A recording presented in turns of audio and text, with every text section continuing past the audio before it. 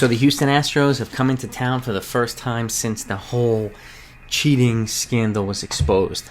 And rightfully so. They got their boos, they got their heckles, they got their cheating signs, and all kinds of stuff. So, but the Yankees came through and beat them in the first game of their series by a score of 7-3. And Domingo Germán started versus Zach Greinke. Zach Greinke went 4 innings, gave up 3 runs. Domingo went 5 innings, gave up 3 runs. Turned it over to the bullpen. Bullpen shut him down and kept him scoreless for the remaining 5 innings. Textbook Yankee bullpen right now, just absolutely dominant, and without having to use Aroldis Chapman, without having to use Johnny Lasagna, without having to use a bunch of other guys as well. So all in all, it was a good game. But before I get into the meat and potatoes of the recap on the offensive side, I want to bring up something because I earlier today I proposed a trade pertaining with that the Los Angeles Dodgers should pursue, and it involved the New York Yankees. And for those of you who probably have seen it already, I got a lot of responses, a lot of feelings, a lot of emotions, and all kinds of stuff, because my proposal was, since Dustin May is out and has to have Tommy John surgery, he's going to miss this year and probably most of next year, they need it would be good for them to pursue a versatile pitcher that can maybe throw multiple innings and so on and so forth. So I mentioned Jonathan Loáisiga, who's got 4 years of control, and he's a cheap, controlled young player, dynamic pitcher. He's been great for the Yankees. He's been dominant this year, and in return for, it was a multiplayer package, but in return for Josiah Gray, one of the Dodgers' top pitching prospects, a young, controllable starter. In return, this is not like the George Steinbrenner years where they would trade Lasagna and get an older, more expensive veteran that's going to hamstring the farm for years and hamstring the payroll for years. This is a young, controllable player for a young, controllable player. The Dodgers need pitching. The Yankees need starting pitching. Okay, the Yankees have an excess of relievers. The Dodgers have an excess of pitching prospects. It fills the need for both sides. Okay, but I want to go into a little bit more detail. Okay, I have some stats here. Okay, Jonathan Loáisiga, yes, dominant this year. 2-1 with a 1.10 ERA. 16 innings pitched, 16 strikeouts, 10 hits, 3 walks. So a good body of work, a dominant year. Okay, but let's just go into a little bit deeper here. 2018, 2-0 with a 5.11 ERA. Okay, 24 innings pitched, 26 hits, 33 strikeouts. He averages about a strikeout or a little bit more than a strikeout per inning, so that's good. 2019, 2-2 with a 4.55 ERA. 31 innings pitched, 31 hits, 37 strikeouts. 2020, an abbreviated year, is 3-0 with a 3.52 ERA, 23 innings pitched, 21 hits, 22 strikeouts, and 7 walks. And then this year, obviously. Now, I'm looking for that pattern of dominance over the years. His ERA improved, but this is the only year where he's been filthy, absolutely dominant. So the justification on my part for moving him now while the iron's hot, striking while the iron's hot, to me, has merit. This is not a pattern of dominance like Josh Hader. Okay, I'm not talking about prime Billy Wagner. I'm not talking about career Mariano Rivera or prime Trevor Hoffman. I'm not talking about those guys. I'm talking about Jonathan Loáisiga. And I want to give you 3 other guys on the Yankees, okay? This year, 0-2 with a 1.08 ERA, 16 innings pitched, 4 hits, 16 strikeouts, and 2 walks. That was before his shutout, his scoreless night tonight. Chad Green, similar stats. Okay, his progression from ERA has been 2.50, 4.17, 3.51, and then this year 1.08, which is probably now 1.00. Okay, next up, this year 0-0, 1.42 ERA. Okay, but probably before that was 5.24, 4.11, 3.32. That's Luis Cessa. Okay, and last but not least, he hasn't pitched this year yet, but in the past, in the 3 years prior, 3.10 ERA, then a 1.91 and a 1.89 ERA. Two consecutive years of sub-2 with the Yankees. Zach Britton. I didn't even include Aroldis Chapman. Okay, I haven't included him. Okay? So I just gave you 3 guys this year. That is 3 guys with a sub-2 ERA. And I didn't include Chapman, who's got a 0.00. So we have 4 guys with a sub-2 ERA. Okay, one of which is Johnny Lasagna.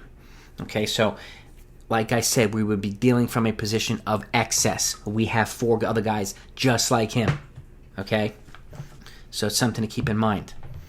and trading to the, sending him to the Dodgers, and it's just a trade proposal. So I know people want to, have their opinions and stuff like that, but instead of attacking, why don't you come up with a better proposal yourself, or saying, I'm stupid, or I'm crazy, or Brian Cashman should be fired.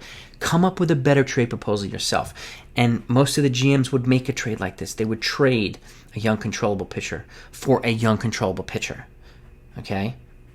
It's keeping the cost down. Remember, this, when George Steinbrenner was here, there was no salary cap mandate. There weren't these layers of thresholds and all these penalties. Now there is. It's a different baseball now than it was when the boss was here. Hal has a payroll mandate. Okay, so I'm not trading Lasagna for Max Scherzer, who's making $30 million. Okay, I'm not trading him for Luis Castillo, who's making $15 million. It would be nice to have Castillo, but they wouldn't even give Gleyber Torres for him, and the Reds asked for him earlier in the year. It would cost more than that.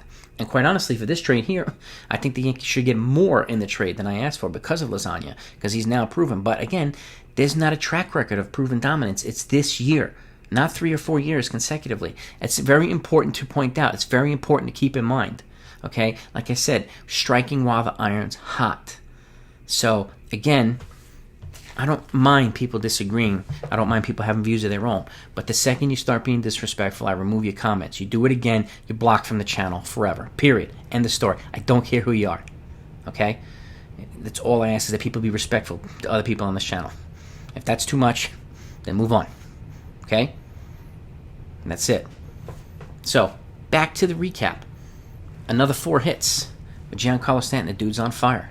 Okay? Then we had hits across the board. Giancarlo also had a home run, and a double, and 2 singles. He's on absolute fire right now. So, and then put them up 2-0, and then Clint Frazier drove in a run with a double play. But then it was a spray of hits.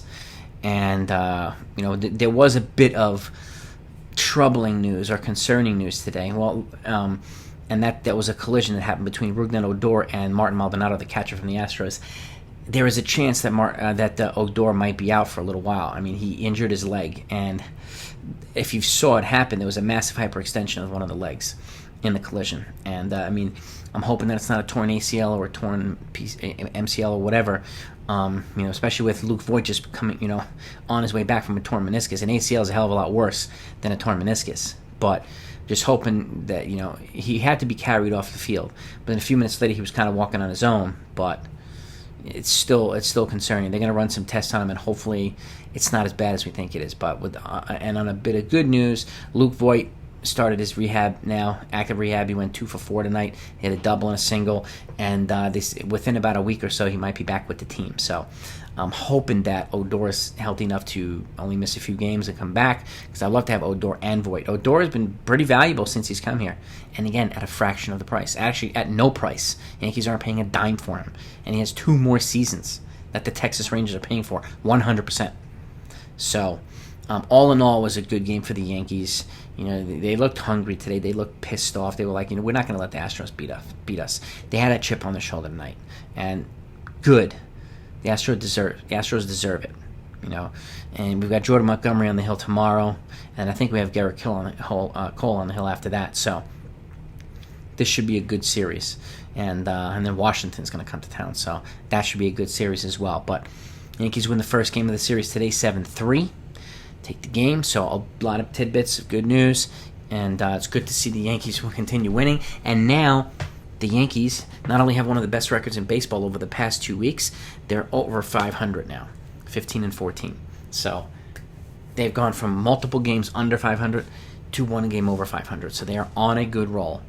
Things are starting to click, and the good thing about it right now is that guys, who are normally hitting, when they're not, there are other guys picking it up, and so on and so forth. When they all come together, that team's going to be very, very hard to beat. Very hard to beat. So, anyway, I hope you enjoyed this. And hit the thumbs up if you did. Forgive my rant, but I had to point these things out because people are making all these bold assumptions and talking crazy, thinking that I don't do the research for these videos. I research everything. Okay, I know what I'm talking about. These stats are legit, okay? Go look up their personal stats. You'll see it. There is not a pattern of dominance. Okay? This year, 16 innings is not 90 innings and so on. So, he's an expendable piece. Okay, if we keep him, great. If we trade him, we're going to get something back. And I would much rather have a controllable starter than a controllable reliever when we have 3 others like him. That's the logic behind it. Okay? So be on the lookout for the next trade proposal. It's coming. You're probably going to think it's crazy. It's all good either way. Talk to you guys next time.